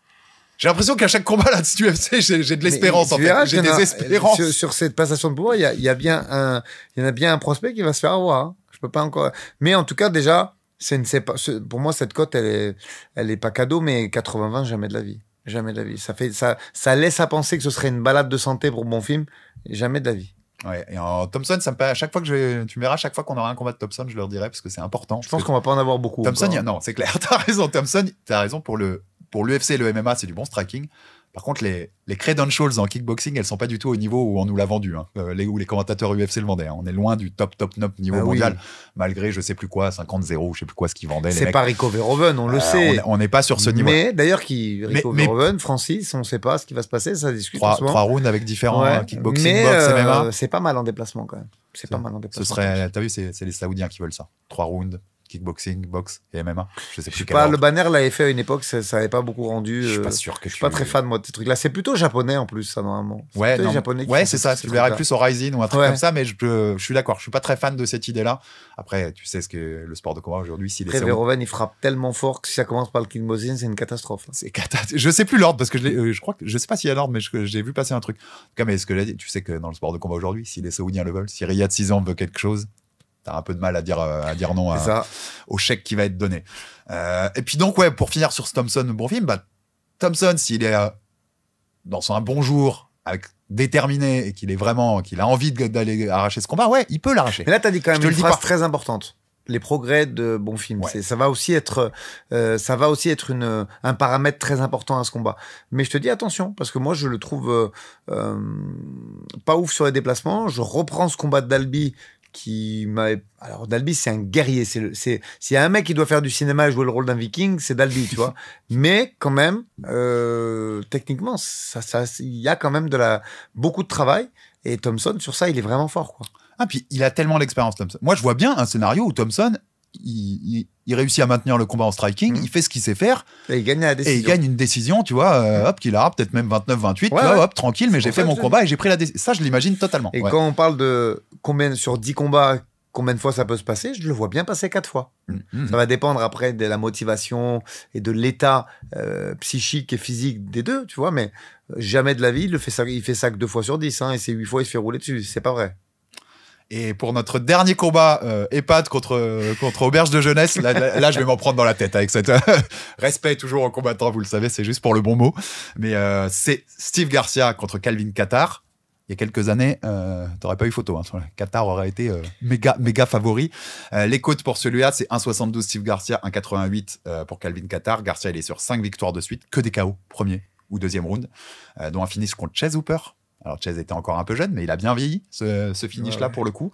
Kattar, c'est 4 défaites de suite, 5 dans les 6 derniers combats. Par contre, il n'y a que des gros noms. Mais t'imagines, il n'y a que des gros noms. On parle d'un mec qui est sur un run de 5 victoires par KO, je crois, en plus. Ouais, je te dis que finish premier ou deuxième round. Hein. Ouais. Un mec qui est sur 4 défaites. Et malgré tout, les cotes, elles sont quand même un peu serrées, tu vois. Donc, faut voir les noms de Kattar, quoi. Ouais. C'est que des gros noms. Et la première de ces 5 sur 6, c'est Holloway. Enfin, on se souvient de ce combat-là. Ouais, il y a Aljo aussi. Oui, mais il y a Sterling. Il y a que des gros noms dans cette série. Il y a Zalal, Aljo, Arnold Allen et Josh Emmett. Voilà. Donc, ok. Zalal, c'est le dernier en date. Ouais. Et en plus, c'est une décision. Il n'a pas fini, Zalal, Youssef. Hein. Donc, ça, c'est important à dire. D'un autre côté, comme tu le dis, Hooper, Melquizel, Costa et Kyle Nelson, c'est pas mal non plus c'est 3 quand même gros noms sur les 4 de Garcia. 33 ans contre 38, si je dis pas de bêtises, ou 32 ans contre 37 plutôt, pardon. Fun à regarder quand même. Alors par contre, là le combat il va être comme le premier qu'on a analysé, le combat il va être cool. Ouais, les mecs vont s'envoyer du rythme, on connaît Kattar, on connaît Garcia, ça va s'envoyer. C'est évident. Vraiment fun à regarder. Moi je mettrais un petit avantage à Garcia, mais très léger, s'il se fait pas toucher, parce qu'il a, alors malgré tout, même si effectivement Chase Hooper, Melquizel et Kyle Nelson, ça frappe fort, mais c'est un peu bûcheron, tu vois. Je dis pas ça parce qu'il est canadien, mais un striker du niveau de Kattar, il l'a jamais pris. Donc à voir s'il est capable de s'habituer, de gérer ça aussi. Mais ça fait un combat très fun à regarder. On disait fun, parce qu'il y en a un qui va mettre la pression et l'autre qui va répondre en mettant la pression. Ouais, c'est juste ce qui va se passer dans ce combat-là. Elle est super sympa cette carte. Hein. Oui, il y a des match-ups qui sont intéressants. Il n'y a pas de name value très très fort pour les gens qui suivent un peu plus l'UFC de loin. Mais en effet, il y a des match-ups cool. Et puis je t'ai dit, il y a une vraie tendance old school, new school qui est assez marrante à suivre. C'est pas un Apex, non? Moi, je le regarde bien volontiers samedi soir. Et on reste dans ces trucs-là. Hein. Alors, c'est parce que les noms qu'il affronte, Kattar, il est encore 14e. Du classement Feather. Là, il a pris quasiment. Tu vois ce que je veux dire? C'est les 4 qu'il a pris. Donc, normalement, 4 défaites, tu dois sortir du top 15. Voilà, c'est un moment de bascule, en fait, aussi. Tu vois. C'est ça. Tous les combats qu'on dit depuis le début, ça peut être des moments de bascule. Enfin, en tout cas, il y en a 3 sur les 4 qui peuvent être des bascules au classement. C'est ça. Où la nouvelle génération prend la place sur cela. Ouais, contre Youssef Zalal, moi, je trouve quand même que. Alors, il y a les noms qu'il affronte, hein, tu les as dit, mais je trouve que depuis Max, on se souvient ce que lui a fait Max, c'est plus le même Kattar. Il a pris beaucoup de dégâts maintenant dans sa carrière. Voilà, tu vois, il a pris beaucoup de le kilométrage qu'il a. On refait un petit parallèle avec ce que je disais en début de podcast. Attention, les downs, les coups, oui, t'en guéris, mais il y a toujours des séquelles. Ouais, tu vois. Tu vois ce que je veux dire? Tu peux pas prendre autant de coups comme ça, enfin, à force, c'est pas que ça joue sur toi, sur tes performances à un moment. Donc c'est pareil, le sens de l'histoire, il est plutôt côté Garcia, tu vois. Il est plutôt sur un léger avantage pour Garcia. Là je vois, pareil, tu vois, 55-45, 60-40, ça fait beaucoup de serrés quand même. Là, les codes sont en corrélation avec ce que je dis. Mais je vois ces 3 combats serrés. Et 4 avec celui de Morgan. Tu le connais mieux que moi, ça, mais il est difficile ce sport dans ça, et comme l'anglaise, comme d'autres sports de combat. Quand tu bascules, tu peux pas remonter le temps. Dans ces sports-là, tu peux pas remonter le temps. Là, pour les anciens, je parle de Lewis, je parle de Thompson, je parle de Kattar, même de Landwehr. Hein. La défaite, ça peut être synonyme de cut. Hein. Ça peut, ça va, ça doit, tu vois où je veux en venir. Mais je vois totalement. J'ai pas. Alors, il faudrait avoir un regard sur les contrats. Peut-être que s'il en reste 2, ils vont aller au bout parce que c'est des Américains, il y a des Apex. Mais en tout cas, s'ils sont en fin de contrat, tu perds, tu re-signes pas là. Oui, Lewis, par exemple, s'il veut continuer à combattre, il continue. Oui, voilà. Il aime bien l'UFC, recommande des KO, tout ça, tu vois. Tu peux toujours vendre un truc Lewis, mais t'as raison. En tout cas, ça va être intéressant quand on se reverra lundi prochain pour le débrief de ça, de voir de qui de ces deux groupes a pris l'avantage sur l'autre. Et si lundi matin, ça se trouve, je me taperai la tête sur la table en disant, mais ils sont toujours classés, tous ces mecs-là, parce qu'ils ont tous gagné. Et ce serait terrible un petit peu. Il y a aussi le retour de Chris Curtis, pour le coup, sur cette carte. Après ces 2 défaites contre Allen et Kopilov, contre Max Griffin. sort lui aussi d'une défaite. Je sais pas, t'en attends grand-chose, non? Pas grand-chose de Chris Curtis. Très honnêtement, non. Non, je vais regarder, hein, mais j'attends rien de lui. Voilà, je le trouve plus efficace dans une cage quand il saute sur les gens avec Strickland que tout seul. Encore, ils étaient pas très efficaces. Non. Strickland qui arrive en robot comme ça. J'avoue que je suis pas très fan de cette équipe Team Couture là. Non. On n'est pas sur les lumières qui éclairent le plus, hein, pour être gentil. Et je pense qu'en plus, ça ils sont très respectueux. Je les ai croisés moi au PI déjà. Ils sont très respectueux. Lui et Strickland d'ailleurs. Mais je suis pas un grand fan. Non, je te suis assez. Donc, parenthèse refermée sur le retour de Chris Curtis. En tout cas, voilà, il y a 2-3 petits trucs à aller piocher dans cette carte. Moi, je le regarde sans discussion prélim et main card. Hein. Qui, de base, pouvait paraître, tu vois, pas très attirant. Et qui, en fait, il y a du truc. Et puis, ouais, soutenez Morgan. Parlez de Morgan parce que t'as raison, on n'en parle pas assez. C'est un très gros challenge qui s'offre à lui. Ne me sortez... Parce que souvent, tu fais des résumés. Et c'est un peu la spécialité de Twitter, tu vois. Formalité. Pas du tout. Parce qu'en fait, si on parle comme ça, il gagne, on va saluer la performance, mais qui serait normalisée, tu vois. Et il perd, on va dire qu'il est nul. C'est pas du tout le cas, les gars. C'est un combat avec beaucoup d'enjeux, qui va être très serré, une grosse guerre. Et si Morgan lui roule dessus, c'est une grosse performance. Donc c'est ça qu'il faut mettre en avant, et pas du tout la cote. Pas du tout la cote. Complètement, je suis d'accord avec toi. On a fait le tour de cette UFC Nashville. On se retrouvera bien sûr lundi dans Aldrick & Herbie pour le débrief. Quelques petites news en rapide pour l'UFC comme chaque semaine où on réagit dessus. Déjà, c'est un truc qui est passé, un peu à l'as aussi, mais il y a quelques jours, l'UFC Roster Watch a mis Join the Roster, donc a rejoint le roster de l'UFC, Ilian Boifia, dont on sait qu'il est au Dana White Contender Series cet été, en août, je crois, c'est ça. C'est que maintenant, en fait, quand tu arrives au Dana White, il t'intègre là-dedans. Maintenant, le Dana White, il t'intègre directement dans le roster de l'UFC. Donc, tous les lauréats, même s'ils sont peu, pour le moment, il faut le signaler. Il faut dire aussi que le Dana White Contender Series a communiqué sur ses 2 premiers week-ends. Et là, c'est un peu vide. Pourquoi? Je ne sais pas l'expliquer.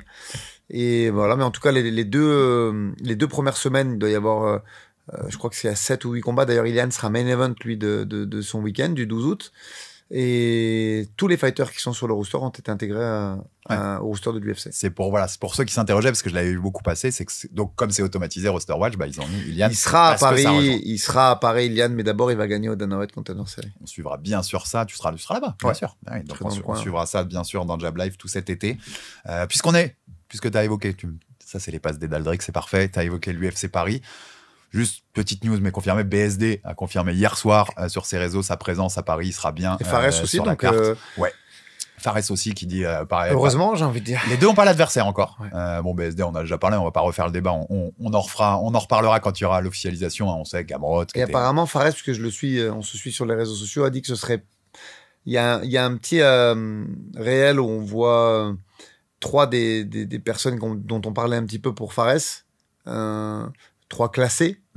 Il a dit ce sera pas pour ce coup-ci. Donc je sais pas trop. Je pense qu'il aura peut-être pas droit à un mec classé encore Fares, il va falloir attendre. On verra ce quoi le match. Franchement, s'il en a, je trouve ça salaud. Hein, il a assez fait pour ouais, mais il mérite, mais totalement 1000 fois quoi, Fares. 1000 fois. Pour vraiment. C'est ce qu'il a dit après, peut-être que. Ouais, bien sûr, et on espère qu'il y aura la bonne surprise, tu vois. Mais il mériterait pour le parcours qu'il est en train de faire. Il y avait un rail où il y avait Moïcano.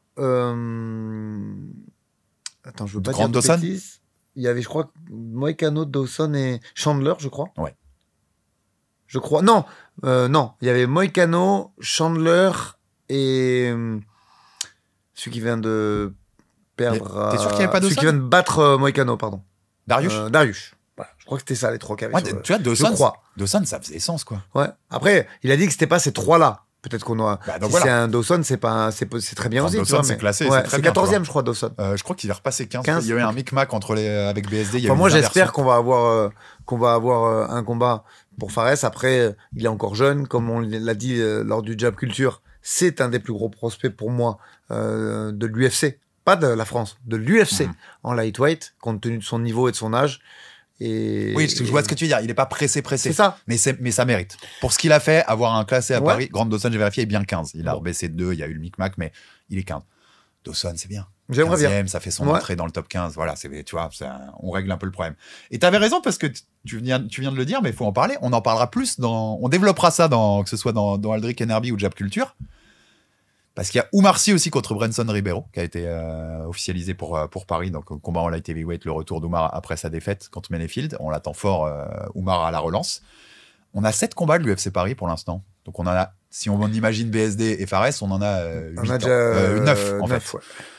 Sur les 7 combats qu'on a pour l'instant, il y a Nassour en main event contre Caillou, il y a Oumar contre Branson Ribeiro, et le reste, j'ai la carte devant moi, il y a que des Européens. Il n'y a pas de Français. On va pas. J'ai l'impression, Aldric, qu'on va pas vivre le même UFC Paris cette année que les 3 premières. Là. Non, ça y est, ils l'ont labellisé. Je sais pas. En fait, tout ça, et c'est pas une question de niveau, les gars, c'est une question de data. Je pense que le marché français, il est peut-être moins intéressant pour eux en termes de chiffres, tu vois. Et mais de toute façon, culturellement, on le savait déjà. On a eu l'expérience par le football. On n'est pas un très grand public pour ça. Le pay-per-view, c'est pas dans la culture. Les achats de produits dérivés, c'est pas dans notre culture. On est un grand public pour faire du bruit, c'est ça. Pas pour consommer, entre guillemets. Exactement. Ouais. Par rapport aux Mexicains ou aux Anglais, ne serait-ce que les produits dérivés, je parle même pas de pay-per-view. Je parle de t-shirts, de machin. On n'est pas des bons clients. La France, c'est comme ça, c'est ainsi. C'est culturel. Depuis j'allais dire des milliers d'années, non, depuis des dizaines d'années plutôt, mais c'est comme ça. Donc j'ai l'impression que malheureusement on est un petit peu pénalisé là-dessus et que il va falloir la garder, tu sais, pendant les soirées d'hiver devant la cheminée, c'est UFC Paris avec full Frenchie parce qu'on en aura plus beaucoup, j'ai l'impression. Je pense aussi. Ça empêche pas d'avoir des beaux combats, le Bolaji Oki contre Mason Jones. Ça fait chier quand même, je suis voilà, d'accord. Ça fait chier dans le fond. Non, mais oui. Le Bolaji Oki Mason Jones, c'est cool, tu vois, mais et là, quand je vois, alors tout n'a pas été officialisé, mais c'est ce que je vois là. Je suis sur Sherdog pour le coup, pour vous dire où je regarde. Younessi Douben contre Kennedy Freeman en flyweight féminine. Kennedy Freeman, quand même, elle a une histoire très rigolote. C'est la fille de Ian Freeman pour les anciens.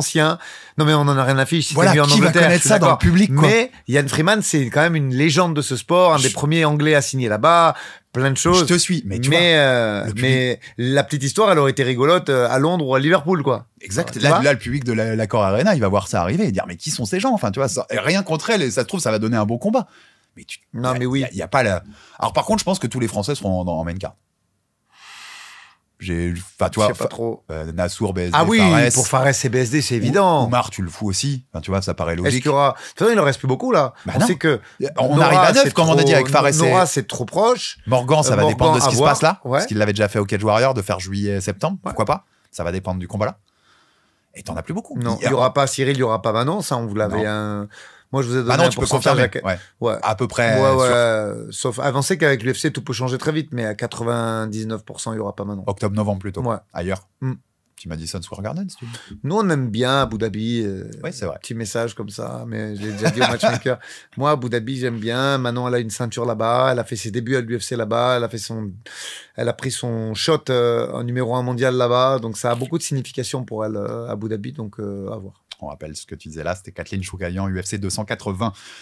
Donc en tout cas, voilà, on ne sait pas comment va se tourner le reste de la carte à Paris, mais oui, par rapport aux autres d'avant, il y a un petit côté déceptif. Ouais, c'est estimé heureux, mais je pense que ces 3 premiers, on les aura plus. Tu disais Delija, c'est cool d'avoir signé Delija, mais Tiboura Delija, moi, flemme un peu. Enfin, je peux le voir sandwich, je peux le voir sur une flight night ailleurs, tu vois. Enfin, tu vas à la buvette. Regarderai, mais tu vas à la buvette. C'est pas le truc qui m'intéresse beaucoup pour Paris. On va pas se mentir. Et la petite dernière news sur laquelle je voulais te faire réagir, mais ça peut-être qu'aussi on en fera un épisode un peu plus développé parce que ça devient en tout cas un marqueur fort à l'UFC. Donald Trump a annoncé qu'il ferait un title fight, donc un combat pour un titre UFC à la Maison Blanche l'année prochaine, devant 25 000 personnes, il a dit, et le chiffre de 25 000 est très important parce qu'en fait ce sera à l'occasion de America 250, qui est le 4 juillet 2026, ils vont fêter les 250 ans de la signature de la déclaration d'indépendance. Donc, tout est autour du chiffre de 250 et machin. Donc, il veut de 25 000 personnes dans les jardins de la Maison-Blanche. John Jones, bien sûr, a réagi. Je savais, on pourrait refaire un épisode. Moi, le jersey, j'ai dit qu'il était rangé, il est rangé. Il est rangé, a réagi en disant que je vais entrer dans le pool du test antidopage. Dans le pool de Dash. Ça me chauffe bien d'aller fighter à la Maison-Blanche. S'il le fait, ça confirme encore plus ce qu'on a dit. C'était pour faire zapper l'affaire extra-sportive qu'ils ont fait ça. Évidemment, Alex. Parce que personne n'en a parlé, tout le monde a parlé de la retraite. Tout le monde a parlé de la retraite. Ce qui est à la fois est malin. Michael Chandler qui va sur les réseaux, qui essaye de revendre un défi contre Conor McGregor à la Maison Blanche. Andrew Tate, l'influenceur, là, tu vois, masculiniste, qui dit je veux y être. D'ailleurs, si l'UFC veut le faire, comme ça, on verra s'il est vraiment fort en kickboxing comme il prétendait. Mais on va avoir un freak show, là, Aldric. Avec Trump au milieu du... Si ça se fait. Mais je pense que Conor et John Jones, ça peut se faire. Mais c'est une folie si ça se fait, ça. C'est c'est une carte de combat ou c'est quand je te dis c'est un côté freak show, c'est-à-dire c'est un truc complètement lunaire qu'on va avoir. Après moi, alors On aime, on n'aime pas. Comme on a dit, Oui, on fera jamais de politique sur Jab Life. Mais moi, j'aime bien ce que fait... en fait, Donald Trump, il donne le respect que ce sport mérite. Donc ça... Et il est très important dans l'histoire de ce sport. Il a sauvé l'UFC à Atlantic City au début des années 2000. Et tu vois, là-dessus, il faut quand même lui rendre hommage. Et je parle pas de politique. C'est pas mon métier, moi. Moi, je parle de MMA et je peux aller faire quelques escapes en jiu-jitsu ou en boxe, mais ma compétence s'arrête à ça. Mais voilà, moi, par rapport à nos politiques, nos chers politiques à nous qui... Ah, ça, je suis sûr. Des fois, bon, c'est légalisé maintenant, ils sont un petit peu... Mais tu sens quand même qu'ils marchent un peu sur des œufs quand ils s'expriment sur ce sport. Voilà, je pense que la valeur de l'exemple, pour ça, c'est bien. Je trouve qu'il lui donne ses lettres de noblesse au MMA, et ça, faut saluer. Mais moi, je voulais pas, et ça, je peux te suivre là-dessus, mais moi, je voulais pas juger le côté ni politique. D'ailleurs, t'as raison, c'est pas à nous de juger ça. Et je veux juste rappeler quand même rien qu'en 2021, Dana White, 2 points. If you want politics, turn on another channel. Ah non, mais eux, ils sont... Si tu veux de la politique, c'est pas notre chaîne que tu dois regarder. Bon, après, lui, il a dit ça d'un côté, mais il est allé parler sur les meetings de l'autre. Mais hein, tu vois ça devient... Donc, le respect qui est donné, je suis OK, mais ça tourne au meeting politique, en fait. Et peu importe le camp, tu vois, c'est pas une question de camp ou de pas aimer Trump ou pas. Moi, quand je regarde du MMA, je veux pas regarder un meeting politique, en fait.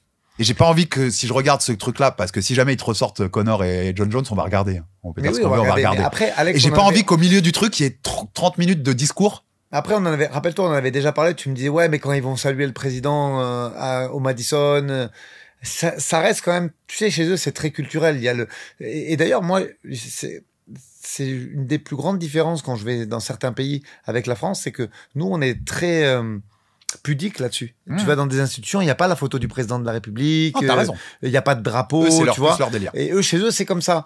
Est-ce que c'est pour faire de l'apologie du président non, c'est parce que c'est comme ça chez eux, tu vois. Et ça, il faut l'accepter, mais non, je pense pas que ça soit vraiment du détournement politique. Tu vois. Fait, s'il y a une demi-heure de discours pendant cet événement-là, ça va me déranger. Mais pour que je sois clair avec les gens, si ça avait été Biden il y a 4 ans et qu'il y avait eu une demi-heure de discours, ça m'aurait dérangé aussi. Il se serait endormi, Biden, c'est pas possible. Ça, c'est possible. Mais tu vois, attends, je regarde pas l'UFC pour regarder un meeting politique. 30 minutes de discours du président ou un combat en déjà contre Tibourin. Au moins, le discours sera plus marrant. Il y aura plus d'entertainment avec le discours. Je suis d'accord. Non, mais tu vois, globalement, moi, je regarde pas le MMA pour regarder de la politique. Donc, que ce soit n'importe quel les camps, ça me dérange quand c'est trop. Mais bon, si c'est juste un endroit... S'ils font pas de discours et que c'est juste un événement un peu unique en son genre parce que t'es face à la Maison Blanche, pourquoi pas? Mais je pense que tu peux flipper parce que si on doit faire une analyse de Connor Chandler, ça va pas être facile quand même. Connor Chandler en 2026. Tu peux vraiment flipper, ouais. Connor Chandler en 2026, c'est un délire. Je suis assez d'accord avec toi. Mais ça pourra faire... en vrai, tu vois, notre début de discussion, je trouve que ça fait un jab culture un de ces jours. Est-ce à quel point on doit être intégré à ça? Je mettrais plus ça, moi, sur le côté culturel que vraiment propagande. Mais c'est mon avis, tu vois. Et ça, t'as raison. Ça, on pourra jamais nier que l'implication qu'a eu Trump à un moment dans l'UFC, dans sa survie aussi, et dans les moments où ça allait très mal, alors que toute la politique américaine crachait sur l'UFC et c'était interdit dans plein d'États, lui a maintenu ce truc-là. Ouais, puis il reçoit les fighters, il les met en avant. Donc, tu peux comprendre qu'il y ait un retour c'est pas de bâton, c'est l'inverse, tu vois, qu'il y a un retour de tu nous as respecté un moment, on te respecte d'un côté. C'est ça. Faut pas se leurrer non plus, il l'aurait pas fait avec Biden, Dana White, je veux être clair. Évidemment. En 2021, c'était à cette époque-là. Dana White, il a franchi le pas, lui, il s'en est pas caché, il est allé parler pendant les meetings. Mais ça, c'est de la politique. Ça, c'est de la récupération politique. Nous, on parle de lettres de noblesse, de mise en avant. Ça fait toujours un event de plus. Ça fait toujours grossir ce sport parce qu'il n'y a pas beaucoup d'events qui peuvent se targuer d'avoir été à la Maison Blanche, tu vois. Donc, c'est positif pour le MMA et moi, j'essaie d'avoir que ce regard-là sur ce qu'on analyse. Ouais, je te jure, mais je pense que ça fera un thème d'émission parce qu'en plus, on peut élargir, pas qu'aux États-Unis, quand tu l'as dit toi-même, comment c'est en France, comment les politiques le traitent après des années où ils l'ont maltraité. Tu sais, Alex, il y avait en Espagne, où ils ont donné la Il y avait Bot Dog aussi. Moi, j'ai souvenir de Christophe Midou. Alors là, les gens vont se dire, mais c'est qui ce mec-là? Qui combat contre Roman Zentov. Et il y a Berlusconi, Poutine et Kadhafi, je crois, qui sont en train de regarder le combat, tu vois. Donc, dans un lieu très intimiste où il y a pas de public, tu vois. Mais c'est vieux, hein. Je veux pas dire de bêtises, mais je dirais 2008 ou 2010, faut regarder sur le Tapologie de Christophe. Donc, il y a des petits parallèles qui ont déjà été faits un peu dans ce genre. Ah, mais qu'on soit clair, hein, mon truc était pas du tout, par exemple, que sur les États-Unis. Poutine, tu viens de le citer, avec Khabib à l'époque, il exploitait beaucoup l'image des combattants russes. Ramzan Kadyrov en Tchétchénie, avec Chimaev, il y a toujours eu cette exploitation. Donc ça peut faire une discussion intéressante, tu vois. Et j'allais te dire, en Espagne, Topuria, le gouvernement lui donne la nationalité tout de suite. Il y a une implication du politique autour du MMA qui peut être intéressante à discuter et à analyser ensemble, un de ces quatre. On a fait le tour de toute l'actu, comme d'habitude. On a été long, mais bon, comme d'habitude. Justine en régie, si tu nous écoutes. Comme d'habitude, on te fait des bonnes après-midi le lundi à parler de MMA. Merci Aldric, on se retrouve cette semaine pour un Jab Culture. On n'a pas encore le thème, on n'est pas encore sûr, parce qu'on attend des retours d'invitation, mais comme d'habitude, on vous concocte un bon petit épisode. Et puis la semaine prochaine, pour Aldric Enerby, pour le débrief notamment de Morgan Charrière et de tout le reste de l'actualité MMA. Salut Aldric, salut à tous, et à très vite sur Jab Life. Ciao, ciao.